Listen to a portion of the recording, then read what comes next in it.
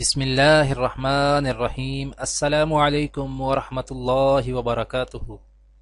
آج ہم رسول اکرم صلی اللہ علیہ وآلہ وسلم کا استغفار کے متعلق ایک فرمان بیان کریں گے انشاءاللہ۔ اس سے پہلے آپ سب سے گزارش ہے کہ اس ویڈیو کو آگے ضرور شیئر کریں، جزاک اللہ۔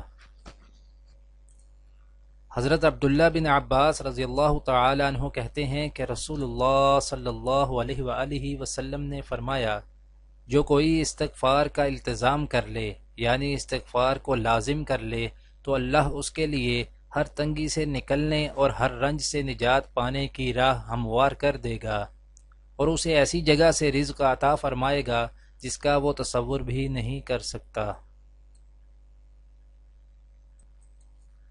استغفار یعنی اللہ تعالی سے عفو و درگزر کی پابندی وہی کرے گا جو اس سے ڈرے گا اور تقوی اختیار کرے گا۔